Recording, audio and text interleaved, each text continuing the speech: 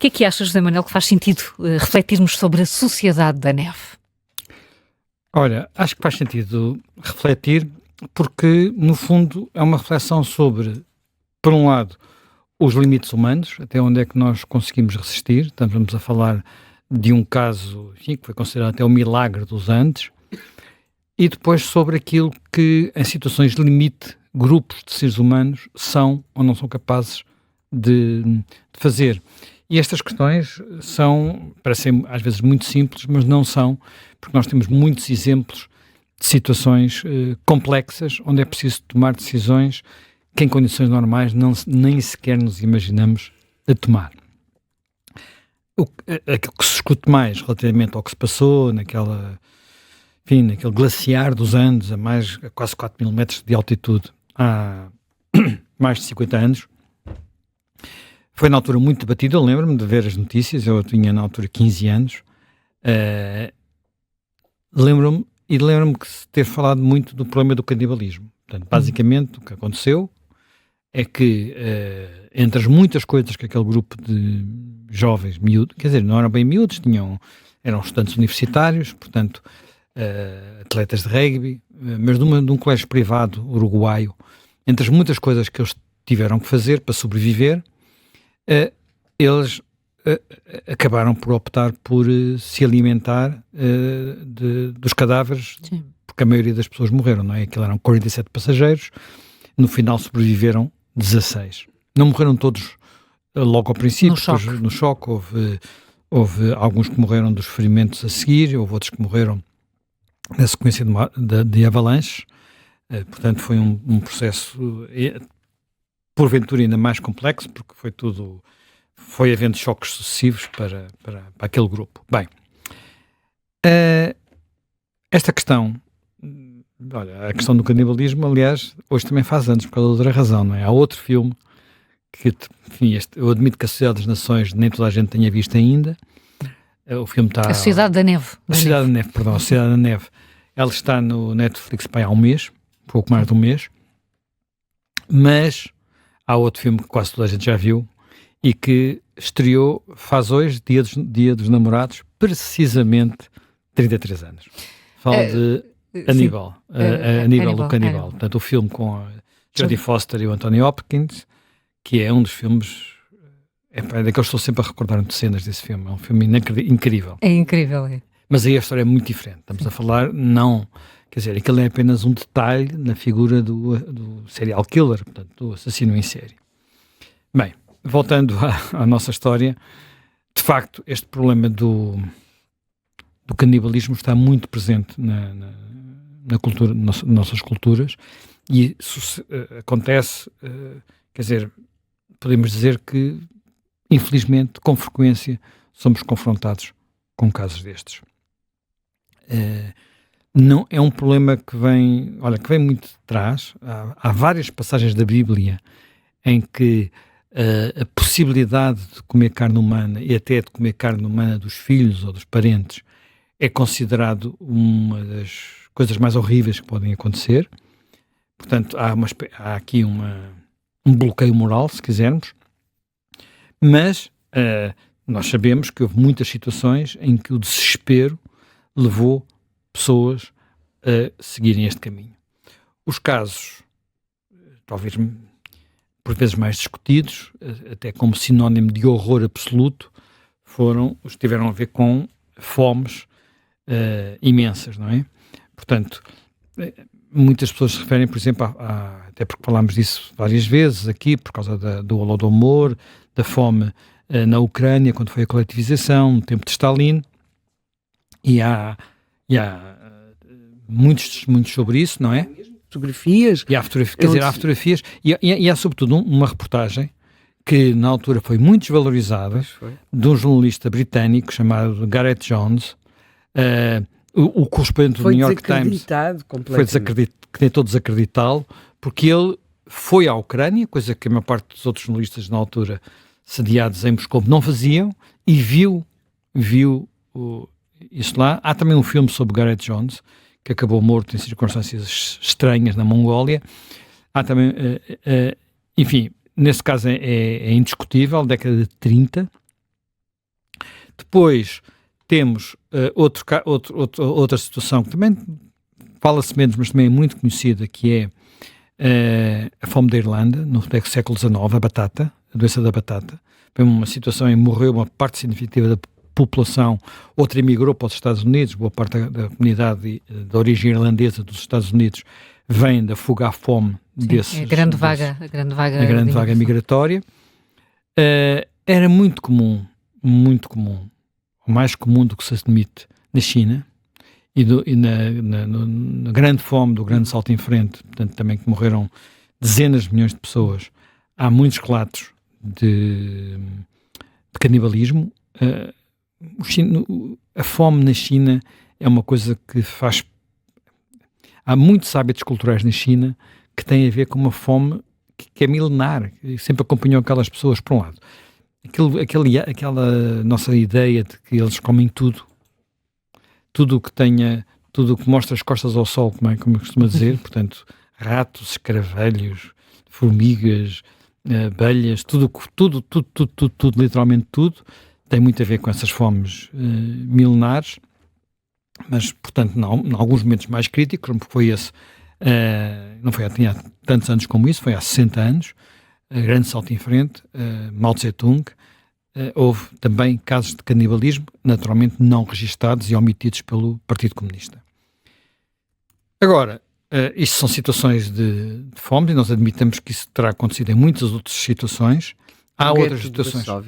No gueto de Varsóvia. Sim, houve muitas outras situações. Nas guerras há muitos relatos. Olha, Segunda Guerra Mundial, campos de prisioneiros japoneses, onde até os próprios comandantes japoneses chegaram a comer carne humana. Portanto, alguns foram condenados por isso, porque não era sequer necessário, já foi no domínio da malvadez. Portanto, há muitas histórias dessas situações limite.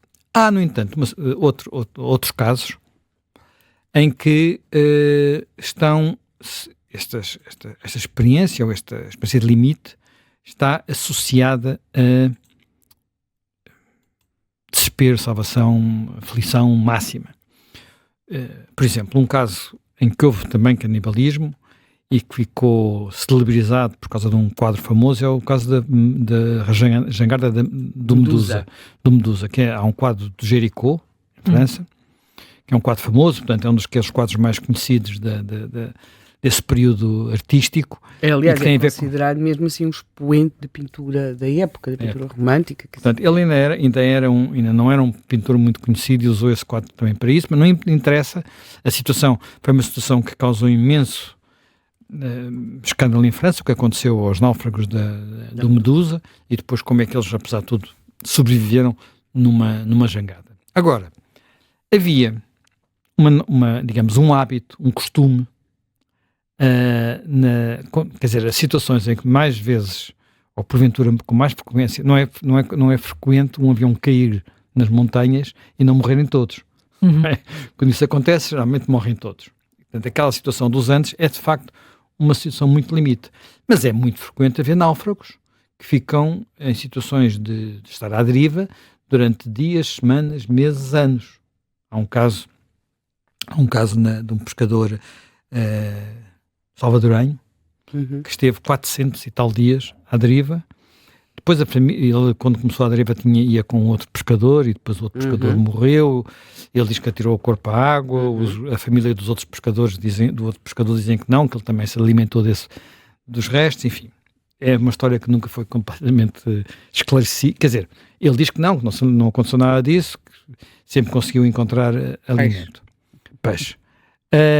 Mas, no entanto, estas situações são tão comuns que havia um hábito que foi praticado muitas vezes quando havia naufrágios e naqueles restos, nas jangadas, nos barcos de salvação, haver o hábito de, quando a situação chegava à situação limite, tirava-se à sorte quem é que era morto para alimentar os outros. Nós somos uma geração que lia isto nos livros infantil-juvenis, que era um momento no barco dos piratas, em que até sabíamos como é que isso se fazia, não é? Escolhia-se um pauzinho, não sei se... Pauzinhos, sim, só que o pauzinho mais curto. Era. Isto começou a matar problemas porque a sorte, entre aspas, dava sempre que era o grumete, o escravo. Nos nossos livros era sempre, sim. Eram sempre os mais, digamos, os mais fracos, os menos importantes a acontecer. Há outras histórias diferentes, nomeadamente casos em que aquilo saiu a alguém e o capitão disse não, vou eu em vez da pessoa a quem saiu e a pessoa que se sacrificou disse não senhora, foi a mim que saiu, sou eu que vou. Portanto, há histórias dessas. Até que no final do século XIX há uma história famosa no Reino Unido em que também há uma situação dessas, mas que vai a tribunal. E os tribunais ingleses, portanto lá o sistema legal é por jurisprudência, portanto por sentenças, não há uma legislação centralizada como nós às vezes cá temos. Nessas situações, no Reino Unido, houve uma sentença famosa em que se diz que não pode ser assim. E essa prática acabou, ou tendeu a acabar. Pronto. Agora, coisa surpreendente que eu confesso que não sabia quando comecei a ler sobre estas matérias. O canibalismo não está na maior parte dos códigos civis. Não é crime.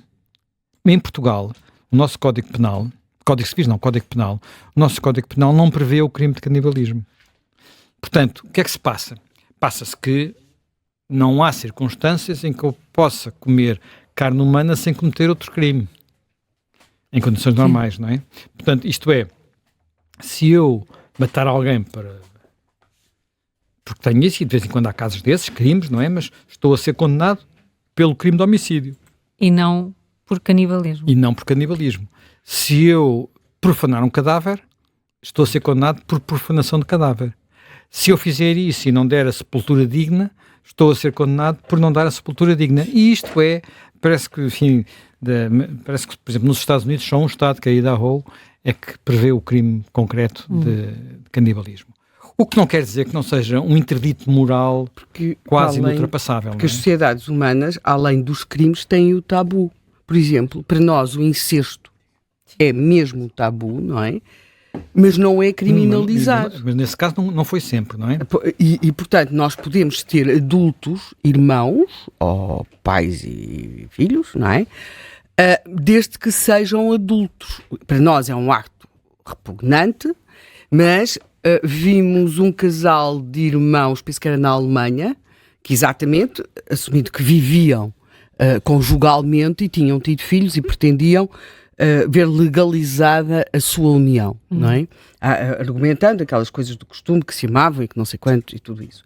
Mas, portanto, de facto é um tabu. O tabu é muito superior à questão do crime. Para nós não é tolerável, não é? Pronto, e esta questão, de agora voltando um pouco à situação e ao outro aspecto que eu acho, independentemente da discussão, podíamos estar aqui horas a falar enfim, comer carne humana, não é? Há outra questão que é o que se passou nos Andes e o que se passa nestas situações limite. E aqui, uma das coisas que é mais interessante, neste filme, assim como é interessante num filme anterior que foi feito Estamos Vivos, Alive, que é um filme de há 30 anos, portanto, é que ele relata aquilo que foi a capacidade de cooperação em situação, de facto, muito difícil daquele conjunto de jovens. E isso, ao contrário do que nós podemos esperar, muitas vezes não é a regra. Quando nós olhamos para muitas dessas histórias, o que acontece em situações de desespero é literalmente começam a matar-se uns aos outros. Cada um por si. Foi o caso da Medusa. Enfim, na Medusa houve várias situações, sim, mas há outras situações, o Wagner, por exemplo, que é Wagner, que é um outro naufrágio na América do Sul, na Patagónia. Portanto, há muitas situações, muitos casos, muitas histórias deste tipo. E de tal forma que uma das obras literárias mais conhecidas, que é O Senhor das Moscas, sim. Lord of Flies, é uma história destas, contada não do ponto de vista de cor-de-rosa, mas do ponto de vista de um grupo de adolescentes, neste caso jovens, miúdos e pré-adolescentes, que se perdem numa ilha e que de repente começam a dividir-se e a fazer maldades uns aos outros, até que finalmente chega um adulto. E eles voltam a ser crianças. Eles voltam a ser crianças, não é? Portanto, o que é uma gigantesca reflexão sobre a natureza humana e os seus vários ângulos. E aquilo que, por acaso, eu acho que o filme não é muito claro sobre isso, é naquele grupo. Habitualmente isto depende muito de haver um conjunto, uma, duas, três pessoas que têm um papel liderante mais forte e que vão, de alguma forma, orientando o grupo. Não é claro quem é que desempenhou esse papel. Para mim não resultou claro, eu não tive a oportunidade de ler livros sobre aquele caso em concreto, é capaz de estar mais claro nos livros, não é? O piloto até morrer, ou seja, a própria opção que eles tomam de seguir... Mas o piloto morre muito depressa. Mas é o piloto que lhes diz para onde é que eles depois devem ir à procura, o que aliás acaba, porque o piloto achava que estavam num sítio que não era o sítio onde ele achava, e daí que eles quando saem de lá, aqueles dois, para ir buscar auxílio... Aliás, saem 3 ao princípio. Pois, mas não se consegue. Mas eles tentam primeiro ir para a Argentina e depois é que decidem ir para o Chile. E isso prolonga muito a saída de lá. Aliás, eu acho que a saída, a procura de auxílio, é em si mesmo uma odisseia extraordinária. Nós conseguem ultrapassar as dificuldades daquela travessia. Eu já estive nos Andes. Uhum. E uma das coisas mais... os Andes é uma das cordilheiras mais altas do nosso planeta, não é? Como os Himalaias. Não tem um pico tão alto como os Himalaias, mas é muito comum haver algo que também há nos Himalaias, mas nos Andes, porventura, ainda mais, que é até planaltos, a altitudes nos 3.500, 4.000, às vezes passagens muito frequentes, até por estrada, a mais de 5.000 metros. E isso cria problemas de respiração. Nós não respiramos, não conseguimos respirar. Ou melhor, precisamos de muitos dias de habitação. É evidente que ao fim dos 72 dias que eles lá estiveram já estariam habituados a isso. Não tinham era já músculos, não é? Já não tinham era capacidade Sim. para fazer...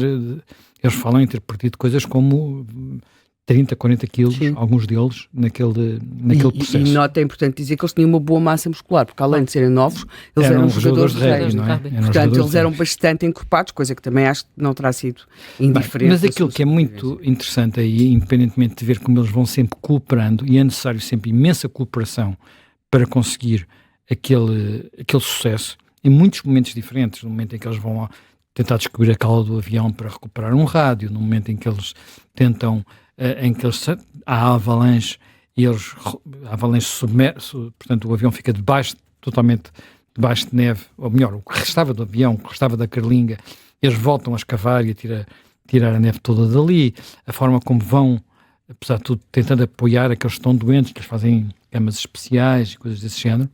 Tudo isso há ali uma enorme cooperação. Ora, isso talvez seja o verdadeiro milagre dos Andes, mais do que propriamente dito recorrer a um recurso final, que seja esse.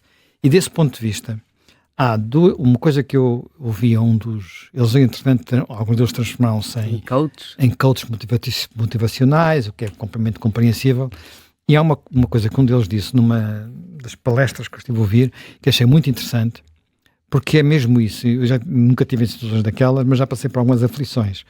E ele diz, é muito importante, nós precisamos ter medo para sobreviver, mas não podemos entrar em pânico se não morremos. Há ali uma fronteira entre o medo e o pânico. Há uma fronteira entre o medo e o pânico. O medo é importante para nós termos noção dos nossos limites e da aflição. Portanto, não ter medo é responsável, mas ao mesmo tempo entrar em pânico é não perder a capacidade de ceder, perder a capacidade de manter a cabeça sobre os ombros, digamos assim. E depois, há outra coisa que também é muito, muito relevante e que parece que está bastante confirmado, é que, aliás, a outra frase acho que é desse mesmo ou de outro, que eu acho muito interessante quando lhe perguntam coisas sobre esta questão de terem comido carne humana, é que ele diz, nós sobrevivemos 16.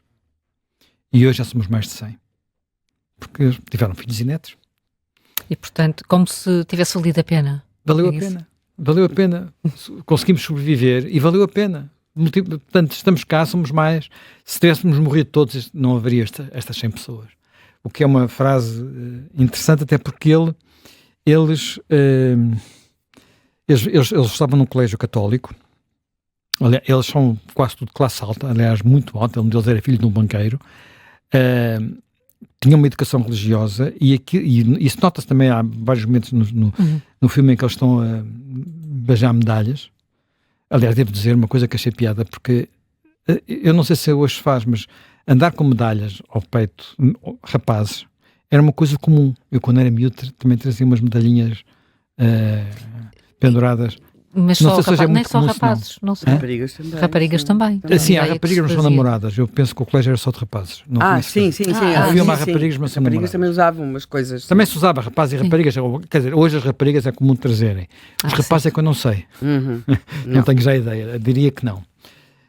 E eles, uma das coisas que dizem é que os sobreviventes, de alguma forma, regressaram mais devotos do que eram, mais dados à metafísica e menos materialistas. Isso parece-me evidente, quer dizer. Pronto, mas atenção, estamos a falar de pessoas que passaram por algo que é pela violação de um tabu. Sim. Portanto, e isso podia acarretar, e seguramente que acarretou de formas diferentes. Eles até descrevem aquele acontecimento como intensamente religioso. O que eu não sei dizer até que ponto os ajudou, designadamente no facto, eu já referi, o tabu do canibalismo é citado várias vezes na Bíblia como sendo um horror dos horrores, como sendo algo que é uma espécie de pena máxima se alguém é condenado a fazer isso. Portanto, olha, eu acho que temos... isto ajuda-nos a perceber que nós, de facto, em situações de limite, somos capazes de superar os nossos próprios limites, mas que isso acaba por dever ser feito dentro de um enquadramento moral mais forte, que naquele caso foi, além da sobrevivência, a cooperação naquele grupo de pessoas, sem a qual a sobrevivência não teria sido possível. E a cooperação em situações de limite não é um dado adquirido. E quem pensa que é um dado adquirido, isso é outra das lições, quem pensa, por exemplo, há uma série que é a Biosfera, em que se põe um grupo de pessoas dentro de... e que eles vivem lá. E muitas vezes são pessoas conhecidas, quer dizer, é uma simulação de situação de isolamento e tal. E aquilo que se diz às pessoas é, olha, vocês vão para ali, mas atenção que aquilo vai ser tenso. E havia grupos que às vezes entravam e diziam, não, nós conhecemos todos, somos colegas académicos, todos nos damos bem uns com os outros. E depois não era isso que passava, e nós sabemos que nós vemos o Big Brother e sabemos o que é que se passa naquelas casas em que, bem, mas ali há um ambiente de competição, podemos dizer que era uma razão diferente. Sim, mas mesmo no primeiro em que não se sabia disso, em que não havia essa condição, houve muita tensão. Houve momentos, a tensão pode crescer com facilidade. Basta ficar fechado num uma das coisas que é interessante. Em Lisboa, eu não tenho nenhum medo de ficar fechado em elevadores, portanto sou absolutamente imune a esse medo, mas uma pessoa fica fechada num elevador com 3 ou 4 cidadãos e por mais que se tente manter a calma, é muito difícil, porque as pessoas... Olha, eu já fiquei fechado no elevador, num 20º andar qualquer coisa, no alto de uma daquelas torres antigas que ainda existem, em Troia, porque um palerma de um gajo resolveu tentar sair a meio, e depois aquilo encravou. E eu estava com minha mulher e os meus 2 filhos, lá em cima. E houve quem entrasse, e quase entrasse em pânico. Mas enfim, correu tudo bem. Mas ao fim de poucos minutos vê-se logo o descontrole. Ao fim de poucos minutos vê-se logo o descontrole. Sim, mas eu acho que consegui abrir a porta e desengravar aquilo. Então. E que ele voltou a andar. Já não me recordo exatamente como é que se passou, mas acho que foi assim. Mas eu estava a dizer que estes aspectos são muito relevantes porque, de facto, repito, não é um dado adquirido que nós vamos cooperar. Muitas vezes, quando achamos que ou morre ele ou morro eu, a coisa é difícil.